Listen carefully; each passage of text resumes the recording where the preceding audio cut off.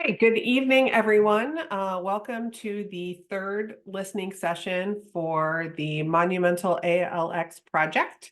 Tonight's topic is transportation and traffic management. We have held two listening sessions so far, the first on the financial proposal and economic impact, the second on schools, housing, and community benefits. And again, tonight we'll be focused on transportation and traffic, and next week, small business and economic opportunity. If you missed either of the first two sessions and would like to view them, the recordings and slides are on monumentalalx.com. And this recording, when we are finished, will also be posted there, as well as the slide presentation.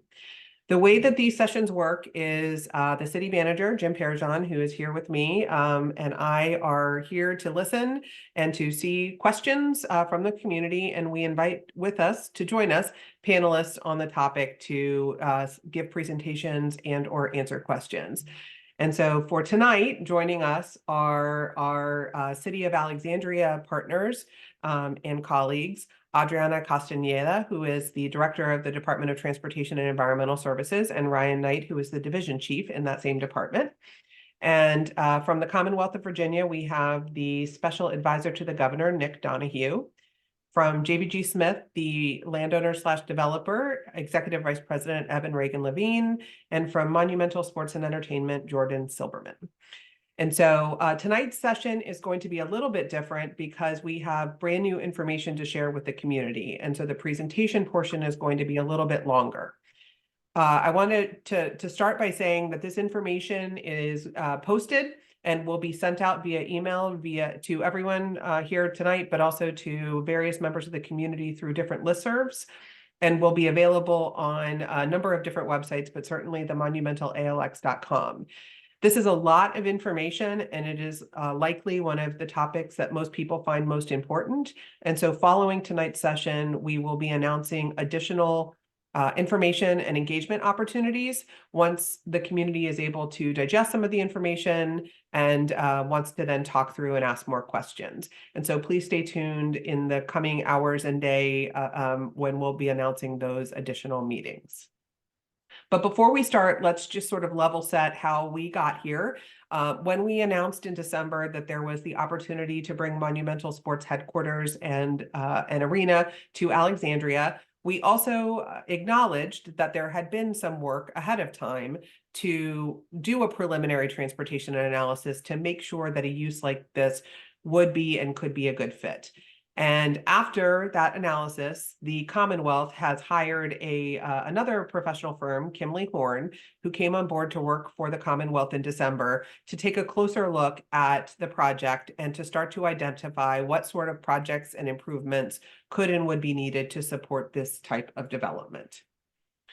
The four areas that we have been saying have been of utmost importance, and what you will hear then tonight, expect to hear tonight, is improvements and projects in these areas.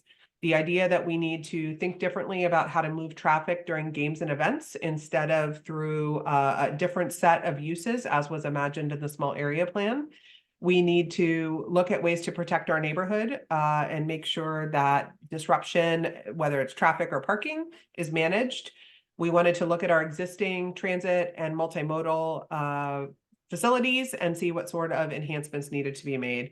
And a keen eye on transit. This neighborhood was built and designed around transit, and making sure that we are capitalizing on that as much as possible. And so last slide before I hand it over to Nick, want to show this graphic because I assume that the majority of the listeners are here from Alexandria, and we tend to very much focus on our neighborhood and immediate project area. For a project of this type, we are taking a look more meaningfully at the corridor through which people will use and move to get to the facility, but we also are looking at some regional improvements that could be made. And so I wanted to provide that context before I hand it over to Nick. So I'm going to let Nick share his screen and just, again, remind everyone that this information is literally kind of hot off the presses. And so tonight's goal is to share it and for us to begin to digest and ask questions. And again, I want to reiterate that there will be many more opportunities over the coming weeks for us to ask questions. And for now, Nick Donahue. Well, Stephanie, thanks so much for the kind of the introduction there, and also for giving me the opportunity to be with you all here tonight. Folks, as Stephanie said, this study was just completed this week. We've been working the last 2 days to put together this high-level overview tonight of kind of the findings of the study that Kimley Horn completed. I really do want to stress kind of a few things that Stephanie said. This is the beginning of a conversation. We've done this analysis. We're really looking forward to kind of hearing the feedback and engagement from folks. And as Stephanie mentioned, all of this material, both the detailed study and the slides I'm going through tonight, are going to be available online. And I'm certain there will be additional discussion in the coming weeks as folks get the opportunity to review those. Before I walk into what the study looked at and what it found, I just want to talk initially, and again, we'll come back to this at the end. What are some of the key takeaways from tonight's presentation and things that I hope you get to see as we walk through this and understand at the end, or have the ability to ask questions on if you don't, is first, and I want to start kind of at the bottom of this page, this is the initial plan. There's going to be public engagement, evolution, and work to refine this over time here. And so what you see today is what we found from the analysis, and we being Kimley Horn and the Department of Transportation. But we really do want to hear from the public. We want to hear their feedback, their inputs, and their questions so that we can look at this, and as we do with all transportation plans, refine them through the public engagement process. So again, this is really the beginning here. The other thing is what the study examined, kind of going back to the top of the slide here, is looking at what are the unique impacts of the arena relative to the other growth that was already approved and planned for this area. As Stephanie mentioned, there was already completed a small area plan. The Commonwealth, along with the city, have invested almost $400 million in building the new Potomac Yard Metro Rail Station, and all of that was predicated on kind of the already approved growth. There are going to be some different impacts from the arena, and that's really what we focused on looking at in this study and what I'm going to be talking about tonight as we go through this. The other thing is, when in the analysis that we looked at kind of the worst case types of days. So when the arena is sold out and it's a home game day, and it's during a weekday, what are those impacts, and what do we need to do to try to address those impacts? Again, we don't expect that to be the everyday kind of instance when there's an event at this arena, but we knew we needed to try and solve for the areas where there would be the greatest potential impact to the transportation network. We are looking at potentially $200 million in additional improvements to help address this additional peak impact that would happen on these days with arenas there. And then kind of finally, one of the things I wanted to say is I know, and Stephanie talked about, Potomac Yard, Crystal City, Pennington, the National Landing neighborhood, if you will. And there's been a lot of discussion about how does this work and align with some of the improvements that were contemplated for the Amazon project. And I did want to say the study looked at that specifically and looked at both with and without the planned urban boulevard on Route 1. And the urban boulevard is compatible with the arena development with the improvements. And so both of those can coexist with kind of a functioning transportation system. So kind of jumping then into like what did the analysis look at? It really, as I mentioned, looked at comparing what is already approved for this area versus the arena and what are those different impacts. And what it found is the arena creates more peak trips than just the already approved growth. So what we're trying to deal with here is additional trips, both transit and cars, during the rush hour, and what can we do to the transportation system to help really address some of those impacts.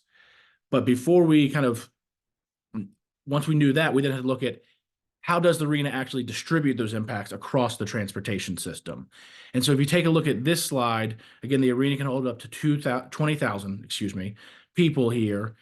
Based on looking at similarly situated arenas in other areas, we expect the mode shift to be about 50% of attendees will come via car to the arena, and the other 50% will come by transit, biking, and walking. Now, not all of these people come at rush hour. Some people are going to come a little bit late. Some people are going to come even earlier to go out to dinner or do something else in advance of the game or other event that might be there. And so we think around 60% of the people that come are going to come during rush hour. The other thing that I think that's important to understand is when we looked at other arenas across the country, At those arenas, unlike when you're going to work, most people don't show up in a car by themselves. They actually show up with other folks that they're going to see the game with, the concert with, or whatever that event might be. Which isn't to say someone won't drive a car by themselves to the arena. I am certain that that will happen. It's just to say that on average, there are a number of people in each car that kind of arrives for one of these shows. And so overall, we're looking at about 2,800 cars that could come during that peak period on the roadway network during one of these kind of sold out events at the arena.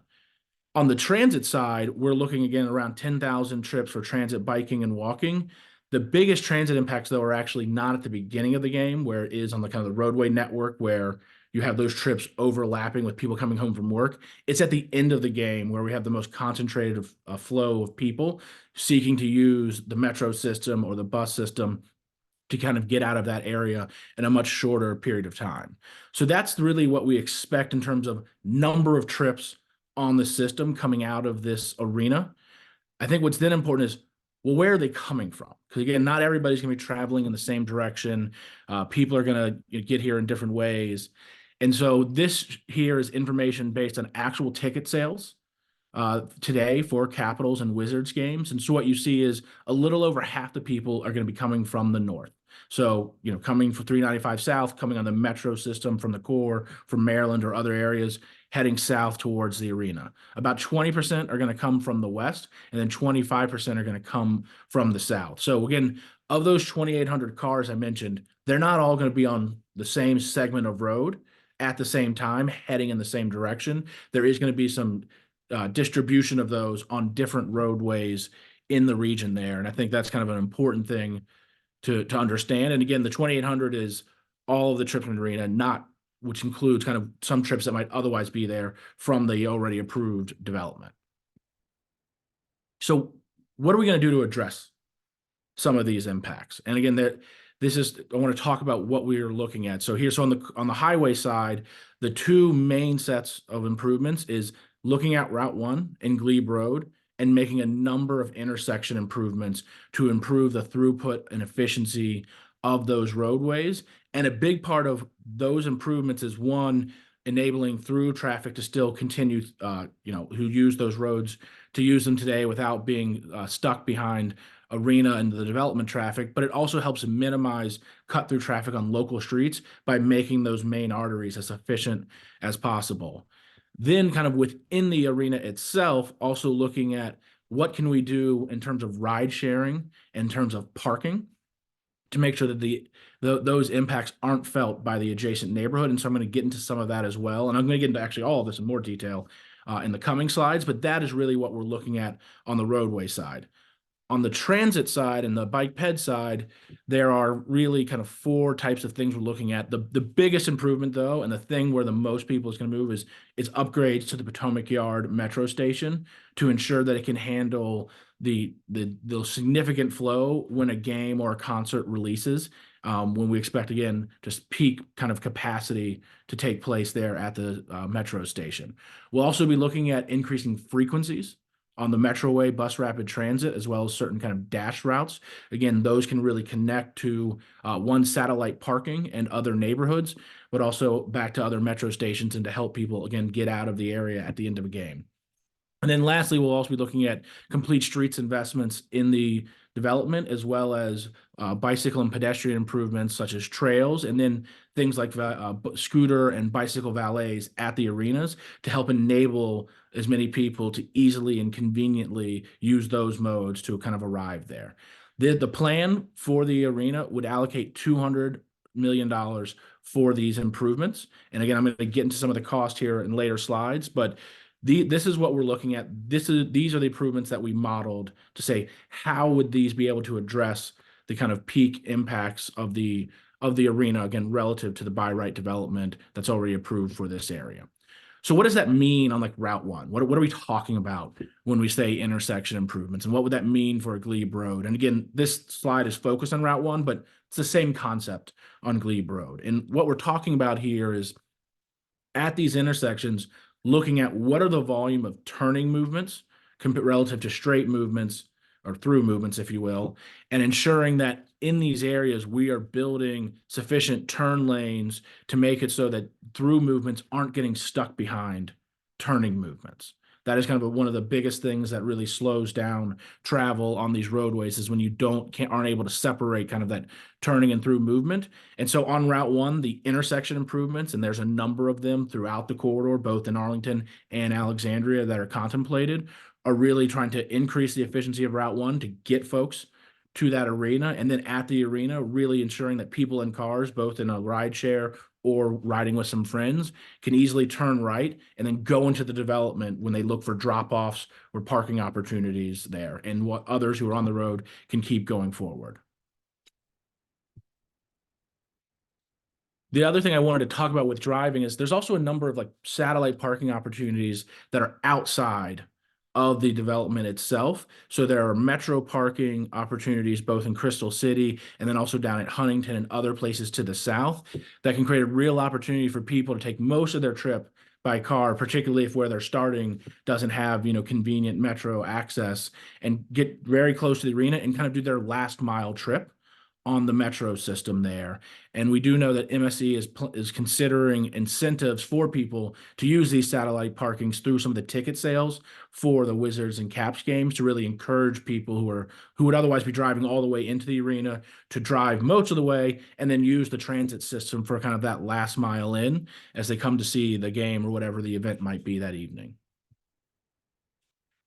We do, for the people coming by car to the development, we're expecting about 10% of those individuals to be in a ride share. So Uber, Lyft, via, pick your favorite app there that you might use to come in there. We know a lot of times in busy areas, there can be concerns about kind of drop-offs and pickups where the drivers stop on a busy road, creating traffic and other types of impacts. And so the development is being designed to create dedicated queue zones off of Route 1 and away from the existing neighborhoods in this new development, where drivers will need to go to release passengers. And then similarly, when passengers are calling an Uber or a Lyft or a Via on their way out, geofencing and other technologies will be used to really push people towards specific kind of pickup zones. If you've ever been to certain airports, I don't remember if National does this, but I know I've experienced it in other airports. You go to call an Uber or Lyft and it sends you to kind of a specific area to get picked up. That's what geofencing is. It really kind of just moves the people to that specific area. And so that's what we'll be kind of looking at in these areas for some of the ride sharing, to ensure those impacts aren't felt on Route 1 or in the neighborhoods. Now, I know parking is a big issue and a big part of the concerns here. And so there's going to be 2,500 on-site parking spaces, as we've talked about before. And again, we do expect the majority of people driving to be riding with a number of other passengers. And so it's not as if there's going to be 10,000 cars coming to this arena at a sold-out night. The number of actual vehicles coming, based on actual experience with other arenas across the country, we expect that number to be kind of much lower. And for study purposes, we actually assume something lower than what we've seen in those places. So we assumed about 2.5 people per car, while nationally what we saw was about 2.8 people per car. And so again, you're going to have this smart parking garage on site. But then again, as I talked about, satellite parking locations with those transit last mile connections. And then Alexandria, the city, is also looking at residence parking only zones, enhanced enforcement on game days. And I already mentioned some of the kind of restrictions for ride sharing to ensure that those vehicles aren't doing their pickups and drop-offs in these neighborhoods. I want to switch now to really transit and what we'll be looking at on kind of that side of the equation here. So the platforms at Potomac Yard Metro, they're great. It's a brand new station. You all have a wonderful asset there that was built and recently opened. Where some of the pinch points are is really what we're talking about. It's like when you have several thousand people seeking to exit and use that station within a short period of time, how do we get them out of the platform? And then once they're on the platform, how do we get them out of that station? And so there's a number of things that we're going to be looking at. The very first thing is looking at escalators that help get you up to that bridge to kind of walk across the railroad tracks. The second thing is looking at widening the bridge to make it so there's more space so it can handle a greater flow of people into the station. Once you get to the station, adding more fare gates. So just simply increasing the ability of people to tap in to this station and get down to the platform as quickly as possible. But what's also going to be necessary is we're going to need to add additional trains post game and in certain circumstances pre-game to be able to handle that flow.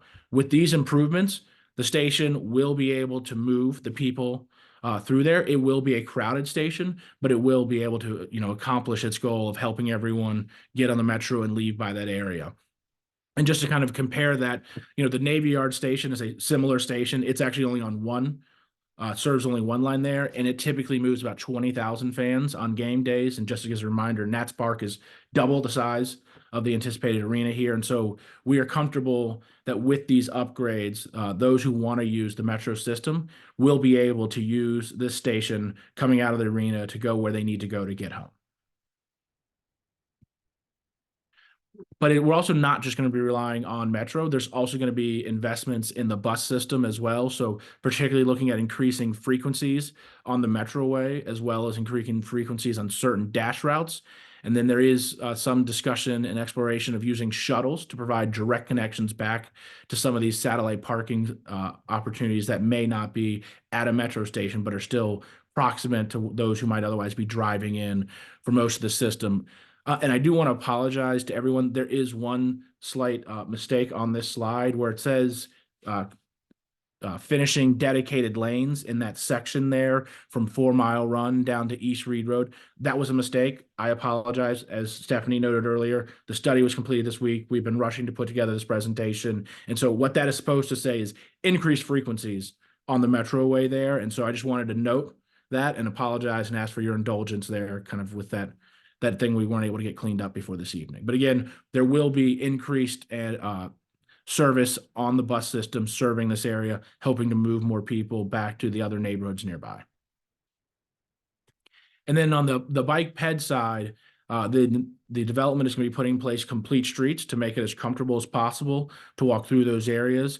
Also putting in place bike trails to kind of connect back to 4 Mile Run, but also connect back to Crystal City where folks can get to the trail there along the river and a variety of other things. And then looking at also, as I mentioned earlier, a lot of times, but when you're, taking a bike share, taking a scooter or riding, to a station or to a big event, the current is like, where will I be able to park this? So looking at potentially staffed valet parking for scooters and bikes to, again, make it as easy as possible for someone to take those modes of transportation to the arena.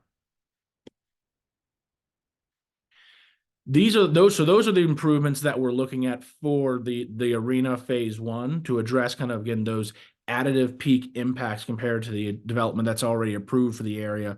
But again, there are future phases and other growth that will happen in this area, will happen in Crystal City. And there are other improvements that in the future we may look at to try and serve both this growth and some of the new growth that could happen, over the coming decade or plus or so. And so, potentially a VRE station after the Long Bridge project is created and Virginia is able to run hopefully bi-directional, commuter rail service along those tracks that they purchased and the bridge they will have built. There's also been some discussion of a water taxi service potentially connecting to, certain destinations in DC. I really want to stress this is not something that will be a part of the plan for the arena, but as the area grows, both in Arlington and Alexandria, these are potential improvements that will be able to be explored as other infrastructure upgrades are made. So this last slide here is just talking about what do these improvements cost? And I also can talk a little bit like how will they be delivered? So the transit and the bike ped improvements that I mentioned cost about 35 to 70 million. And I should note, like, these are concept level plans, which have about 50% contingency in them. So as the plans get refined, we are pretty comfortable with these numbers. And that, again, that's going to pay for the metro station upgrades, some of the other kind of bike and ped improvements that I mentioned. Then for the intersection improvements on Route 1 and Glebe Road, we estimate those are going to cost about $65 to $100 million. Excuse me, that's actually just in Route 1. My apologies. $65 to $100 million for the roadway improvements to Route 1. So that's things like intersection improvements at Route 1 and South Glebe Road, intersection improvements at other, busy intersections along Route 1. And then for some of the, busier intersections on Glebe Road, we're looking at another 35 to 45 million. So Arlington Ridge Road, the intersection with South Glebe and East Glebe, the 395 interchange there, really looking at, again, making improvements to those particular areas where this additional traffic creates pinch points so that we can help improve the efficiency and flow. And then again, there's another $110 million of transportation and infrastructure investments that will be happening on site, bringing kind of the total investment to about 245 to 325 million. When it comes to the Commonwealth's investments, it's the Commonwealth's goal and intent to take a similar approach as it did with Amazon and enter into a memorandum of agreement committing funding to these projects. We used that very successfully with Amazon HQ2, where the Commonwealth entered into a memorandum of agreement with both Amazon and the local governments, outlining its funding commitments for a number of transportation improvements. I think that model has been very successful. We've delivered 4 of the 5 Amazon improvements there, including Potomac Yard Metro and some of the upgrades in Crystal City. But that is how the Commonwealth intends to make it. There's a number of different funding sources that are available for the Commonwealth to help fund this, and ultimately those funding decisions are going to be made, by the administration, the General Assembly, and the Commonwealth Transportation Board. But it would be the Commonwealth's intent to memorialize and to formalize its funding commitment through a memorandum of agreement that would be binding. So again, Stephanie, this is the last slide. I'm not really going to read back through it again, but I just want to really say, again, this is the beginning of this process. We look forward to all of your questions. I'm sure we're going to get a lot of those tonight and in the coming days. We're really focusing on how do we address the unique impacts of the arena. The good news that we saw is, like, with these improvements, we are able to address them. And with these improvements and this new development, it doesn't impact some of the other ongoing plans in this area. And so we're really happy with what we found there, and we look forward to continuous engagement and working with the city, its residents, and other stakeholders as we move forward. Fantastic. Thank you, Nick, for a very comprehensive and fast, but also I think somewhat easy to understand presentation. So we do have a lot of questions coming in, and I'll say this as we have said in the other sessions, we will endeavor to answer most questions that are submitted, but given our time constraint, we'll likely not get through all of them. We will publish every question that was submitted and answers to follow. We're still working on doing that because there were a lot of questions from the last 2, but please note that those are all coming, and we will do the same with this session. So I'm going to try to group them in some categories, and I think my first question will be for Jordan. There are a number of questions about the slide that Nick showed, where people are coming from and how we know that that's true. So could you tell us a little bit about how people currently get to Cap One Arena and how you provided information into this process that led to these recommendations? Yes, thank you. So first of all, I just want to say thank you for everybody for joining us tonight. The traffic and transportation is probably the most important element of this project, and for its success, not just for us as MSE and moving our operations and relocating and expanding into Virginia, but also because we want to be good neighbors. And as we expand into Virginia, it's our goal to listen to the community and make sure that as we move in, that we are hearing you and wanting to make improvements along the way. So to answer your question though, Stephanie, we have 25 years worth of data on our fans and how they arrive and where they come from. And all of that data served as the foundation to the report that Nick just went through. So we gave all that information to VDOT. We have information on how they arrive today. So it is, about 50% are coming via car, either through, driving themselves, carpooling, or rideshare. The rest over public transportation, walking, or, riding a bike. So all of that information kind of served as the foundation of the report and we've shared all that information with VDOT. Okay, great. Thank you. You touched on actually a few questions there, so great. Next, maybe set of questions I will direct to Adriana around, I'd call them like neighborhood protection. I'll start with a clarification. There was someone asked about Potomac Yard, or made a statement that Potomac Yard is also a neighborhood, and that some of the drawings only showed protections in kind of on the west side of Route 1. And I'll just clarify that I know it is absolutely our intent to be able to protect all of the neighborhoods that surround the facility. And so again, these are drawings, these are concepts.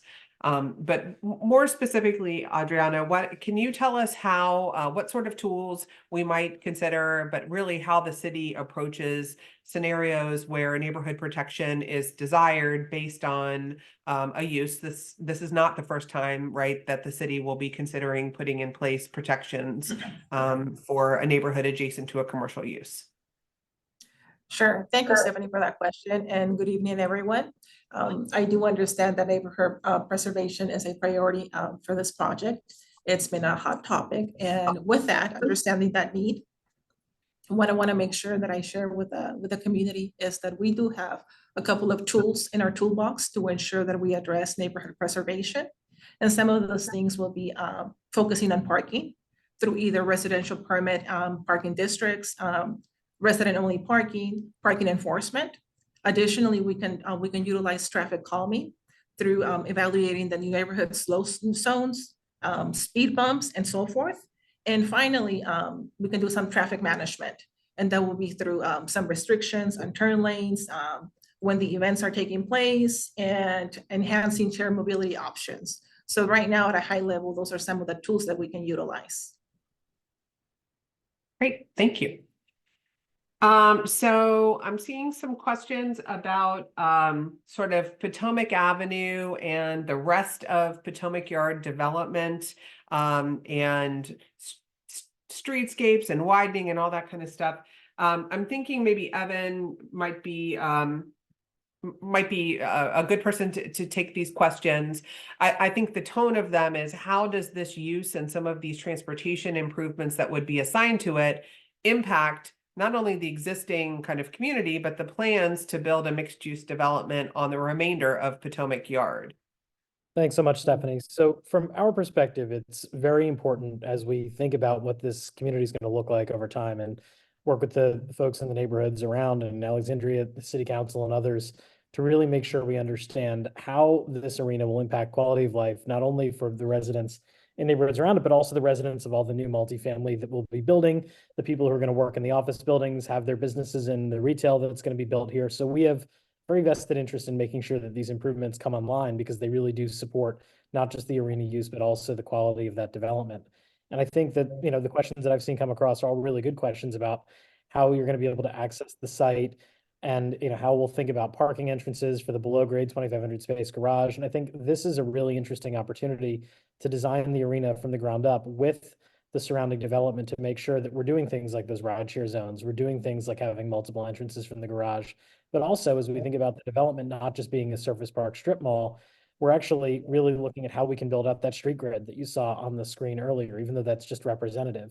And as that street grid comes and you shorten to create smaller blocks, those smaller blocks create more intersections along Route 1 that mesh up with the turning lanes that Nick was talking about. We really want to make sure we have a grid that can move people off of Route 1 into the projects, and also be able to segregate traffic that's going to the arena from traffic that's just in the neighborhood. So this is all going to be part of the design process, the land use process that we go through, to make sure that that site gets built out in a way that really can support quality of life for people moving into, you know, apartments, townhomes, offices, whatever else is going to get built here over time. We need to make sure it's done right and it integrates with this arena use, because it can be a really powerful catalyst, just like we saw when we developed Amazon HQ2, and it drove a lot of really good state dollars into building important transportation improvements for the Amazon HQ2 site that benefit everyone else in the Crystal City and Pentagon City neighborhood as well, as those get built out. So we think this is a really good catalyst and a chance to do this right.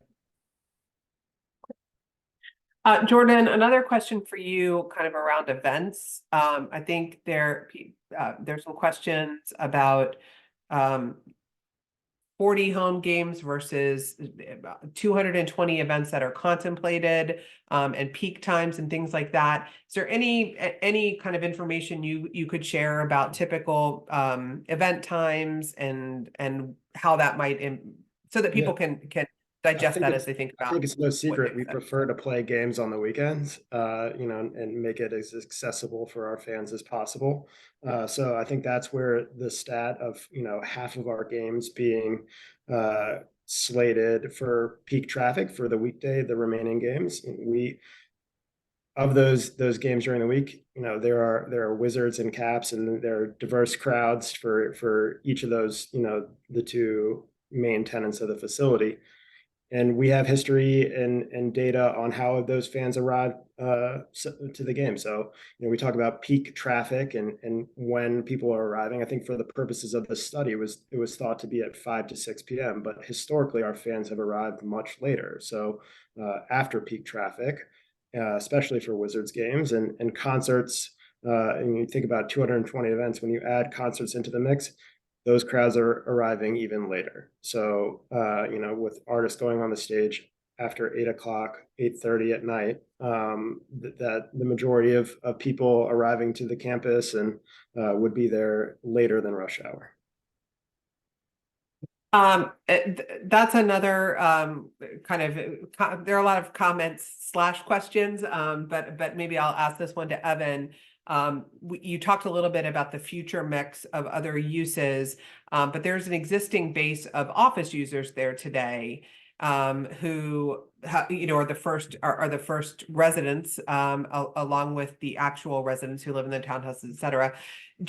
Any thoughts about, and maybe Nick can answer this as well, how the analysis looked at that? Those are actually opposite commute times, right? People coming into the district at the same time people are leaving the district, and maybe also the phenomenon of frankly how rush hour has sort of changed versus what Jordan just said about event time starting. Maybe I'll start with Evan and then go to Nick to talk a little I'll bit let about Nick how that kind was. of walk through the buildup of how I think the report laid out effectively how many weekday games there are that overlap with rush hour. I know Jordan talked about that, and I think the rationale behind talking about how Fridays have changed is a really interesting one. I think that'll be helpful.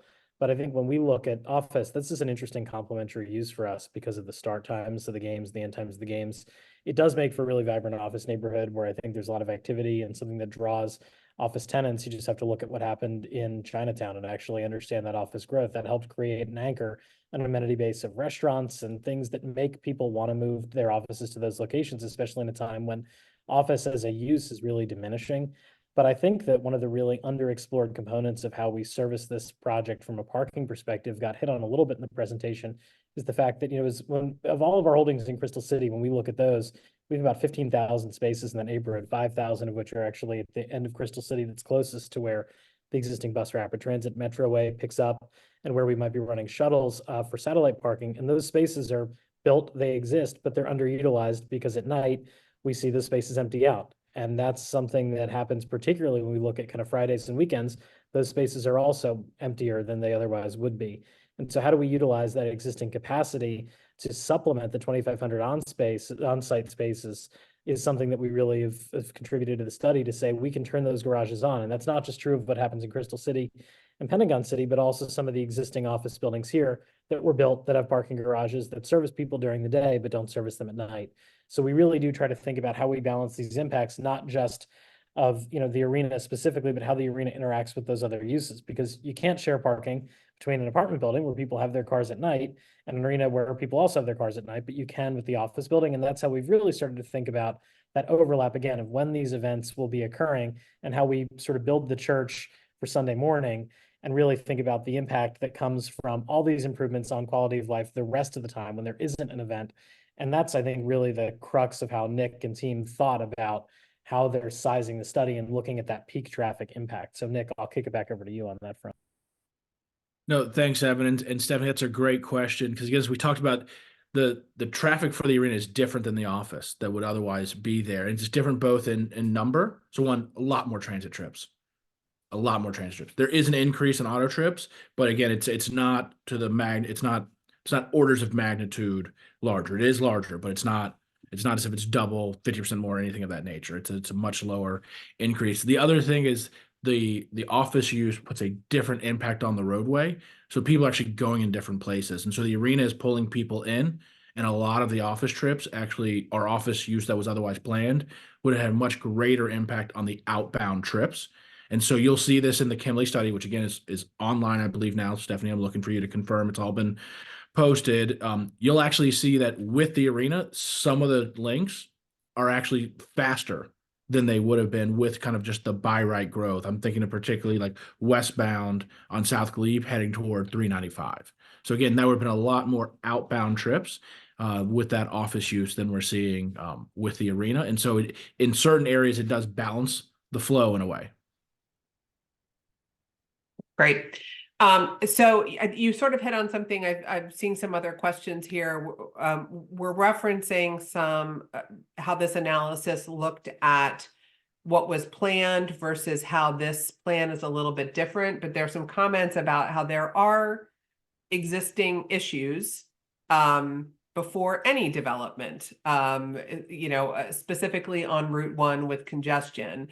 And this is maybe more of a general question, but the question is sort of like, is this going to address some of our existing shortfalls and choke points and challenges? Will these sets of improvements actually improve over those existing challenges? Anything that you could say to address that versus like us comparing it to what could be alternatively? Mm-hmm. No, that's a fair question, Stephanie. I also do think it is fair to understand that like the Commonwealth, the City of Alexandria, and other stakeholders partnered together over a number of decades to look at how could we deliver the Potomac Yard Metro Rail station. Back when I worked for the state in 2015, the state approved a $50 million Virginia Transportation Infrastructure Bank loan for that station. And the reason that was supported by the Commonwealth Transportation Board was the city's plans to redevelop this area in a denser, more mixed use type of environment than what is kind of there today with the Target, the Shoppers, the old, I think the movie theater's gone now, but some of those types of uses. And so I understand that there are some challenges today, but I also think we have collectively worked together as the state, working with the city and the community to plan for this area to be redeveloped in a way where we're having this denser kind of mixed use development. So I do think that development is going to, that was our plan. That's why we invested in the Metro Rail station. And I think it's all of our hopes that that does happen in some form or format. So that was why we focused on the distinction. I do think some of the improvements will help some of those issues, but I cannot say today that the problem you run into at this intersection will or will not be addressed by those improvements, but the improvements will help the roadways. They will help the transit system. And again, some of these improvements are actually just operating more transit service, which will make the transit more convenient and more accessible for people who use it today, but also for maybe those who don't use it because it doesn't run frequently enough or meet their needs with some of the travel times. And so it would be our hope that there will be those improvements. And I do think it's also important that the study we looked at was in what we think is kind of the greatest impact circumstance. So it's a sold out arena. That's a game that starts where most of the people are coming during rush hour. These improvements don't go away on that Tuesday. There's not a game. They don't go away on that Sunday, morning when Jordan, I apologize. I don't know what would happen at the arena on Sunday morning, but I'm going to go out on a limb that you may break off and say, there's not going to be something every Sunday morning at the arena. Those improvements are kind of still there. And so I do think the community will benefit from, these improvements for some of the issues that exist out there today. At the same time, at these times where there's the greatest amount of traffic on the system, there may be some impacts that are different than today, but we're studying them. We're looking at them. We're going to be, working with the city and the development partners to enter into a memorandum of agreement to commit to the funding for these improvements, but they are going to help at all times, and they are being targeted at addressing the problems at the worst times. So on all those other times when there's not a sold out arena, there's going to be benefits that everyone in this community and people who go through this area will experience from those improvements without the arena or other development traffic. Great. For Adriana or Ryan, we're getting some follow-up questions about neighborhood protection and wanting to understand how neighborhood what sort of tools does the city have to discourage cut-through traffic? And also a number of other community, I would say neighborhoods, asking about how, if they could also get residential parking permits, things like that. So maybe just a little bit more on how the city thinks about requests like that, evaluates what sort of tools we might be able to deploy to prevent impacts. Sure. So again, we have processes out there and standards and programs for neighborhood protection, such as traffic calming measures. So we have a speed cushion program. We have turn restrictions that we could do. So yeah, I think the first thing that is involved with that process is engaging the community. Asking them and going back and forth with them to see what the actual issues are and what we would anticipate the issues to become, and then come up with a game plan to figure out how to address those issues, whether that be speed cushions, whether that be turn restrictions, whether that be residential parking permits. So really, the first step is to engage the community. So we have a process set for that. We plan to do that moving forward with this opportunity here. We plan to engage a lot of the neighboring communities as we move forward, and yeah, we'll kind of explore all options that we can do to mitigate some of the issues that we foresee in the future. There's some concern about other businesses and retail in this district, that when the arena or the performance venue is operating, how can we make sure that people who might want to go to a new relocated Target would be able to get there? And so I think that kind of brings up maybe two questions. Maybe the first for Nick, like in your analysis, was there consideration of development other than just the arena, this retail and other uses on there? Was that sort of taken into consideration? And then maybe a follow-up maybe for Evan as the person who would be in charge of designing and operating the rest of the neighborhood. Any thoughts on how these uses can all kind of operate together so that they're all functioning at the same time? Yes, Stephanie, thanks for that. That's a great question. I know I kept saying arena. What I should have said is the phase one development, which includes the arena. So that does include the other office, residential, and retail uses that are planned. It's a total of about 7.5 million square feet in that kind of analysis. So that is what was assumed for purposes of analysis. And sorry if me just saying arena and arena over and over kind of left out that very important distinction. So I appreciate the opportunity to clarify. Great.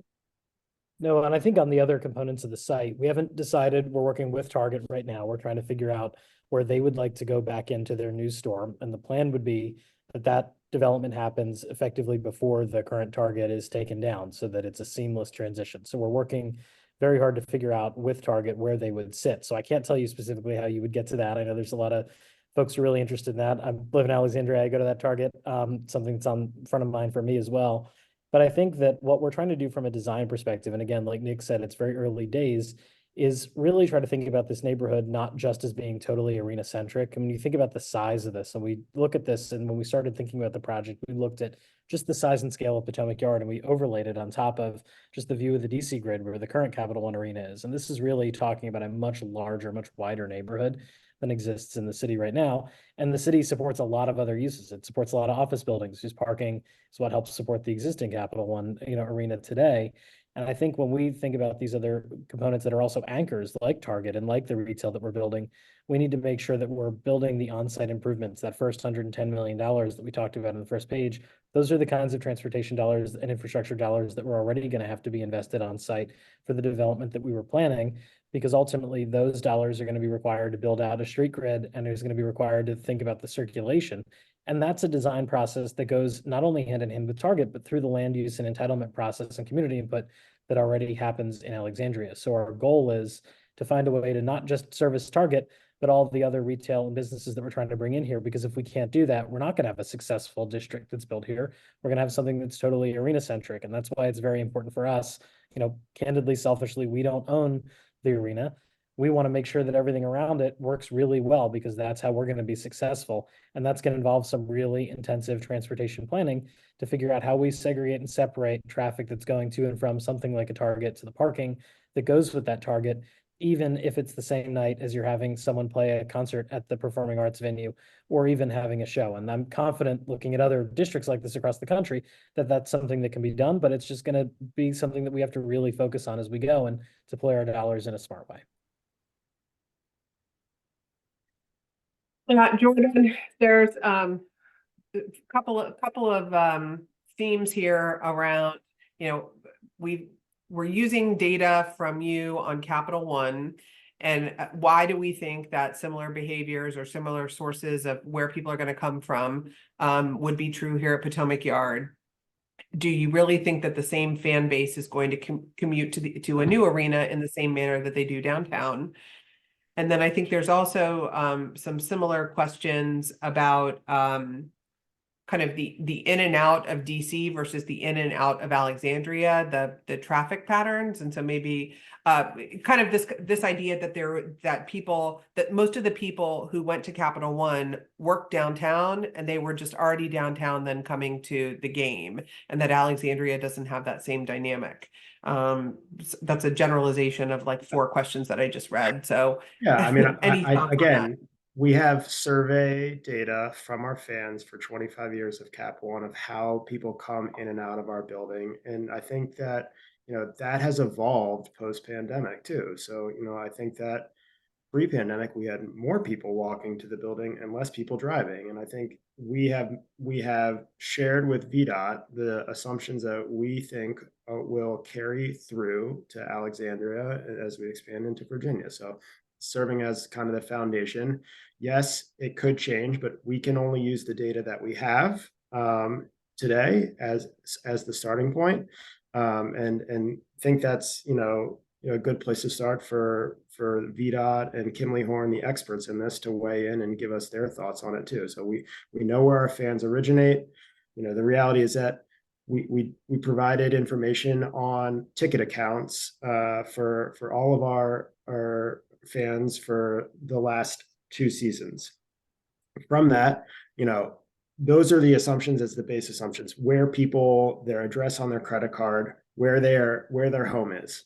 So not everybody is coming from their home. Some people might work in Maryland. Some people might work in Virginia. Some people might work in the city. So that's kind of the foundation.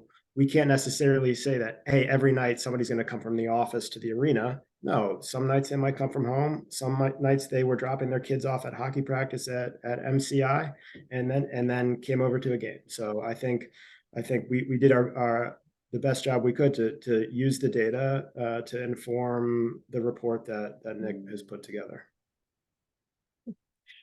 So this is probably the last question, and there's 2 big themes that I'm seeing that we haven't talked about yet. Questions about the GW Parkway and how and if we've kind of thought about people using that, and also the airport and airport traffic. And so maybe Nick, you could opine or provide some information about how those 2, you know, the use of the GW Parkway and how activity at the airport was considered as you looked, as Kimley Horn looked at this analysis, and any other thoughts on those 2? Yes, no, thanks for those Partners, questions, Stephanie. And stakeholders. those are things that were looked at as a part of the study, and so there you will see some information in the Kimley Horn study on that.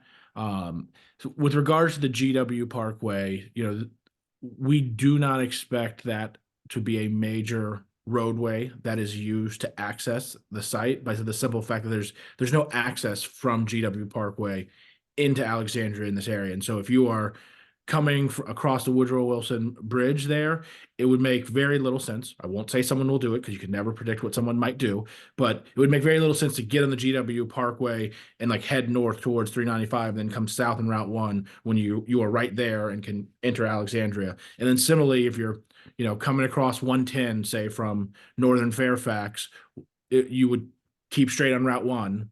It would make very little sense to get in the GW Parkway and head south. There's no access points there. We did contemplate and look at whether or not there's opportunities for an access point there, and then ultimately it was decided that was not something that was necessary kind of at this time. There are a variety of issues. It's parkland, also just kind of the travel patterns and origin destinations of the ticket holders there. And so it's not to say someone may not use the GW Parkway because of the development and the arena and other things there, but it was not a roadway that we saw a lot of impacts on. And so that's why we're not talking about that. But the three main roadways that were impacted again was Route 1 southbound from 395, Route 1 northbound coming out of Old Town, and then South Glebe Road heading from 395 towards Potomac Yard.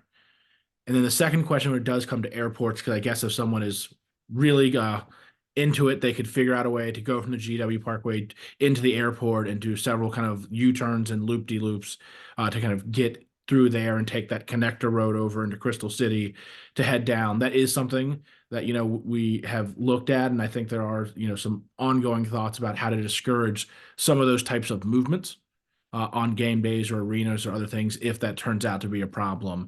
It would take someone who is very committed, I would say, to use the GW Parkway and then go through National to kind of make it into Crystal City. Because again, you're going to be getting on GW at a different access point that would more quickly, most likely, get you to the arena. And so it's certainly something that will need to be monitored and examined, but it is something we have thought about and will continue to think about in the coming weeks and months as we hear feedback. And then also if this all moves forward, when it's happening. Great. Thank you, Nick. So with that, I am going to just do a quick reminder for those who maybe didn't hear at the beginning. This is our third session, and we always receive more questions than we are able to answer in the hour. So we have captured all questions and comments, and those will be published along with answers on the monumentalALX.com website. So there have been a couple questions about that. Second, I want to mention that there are a few additional engagement opportunities coming up over the course of the next week. This weekend, we're beginning a pop-up program where people will be available to answer questions in places with a lot of foot traffic around the city. This weekend, we'll be at the Leonard Chick Armstrong Recreation Center, and the following weekend, we'll be at the Safeway grocery store on King Street.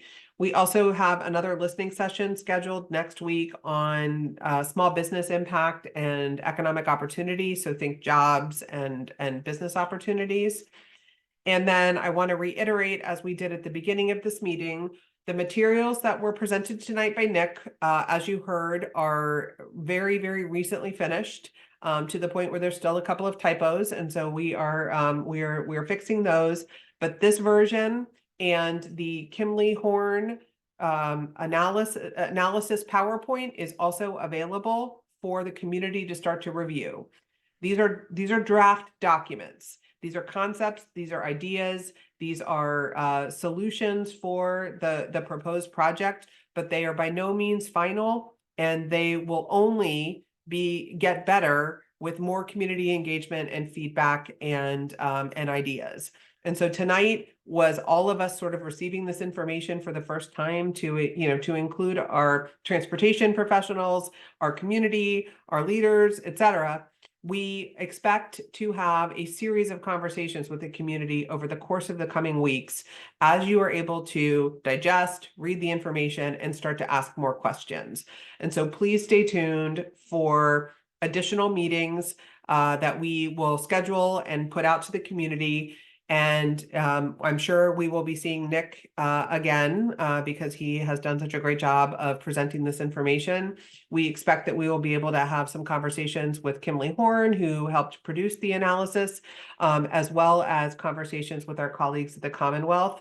And then the final comment that I will make before we wish you a good evening is There absolutely were a lot of questions about the financing. I think Nick gave as clear of an answer as I have heard about the Commonwealth's commitment to finding solutions, but also the process that we're going to have to follow, that the Commonwealth follows to evaluate where funds are. And so that will be a key item that we will continue to discuss as a community.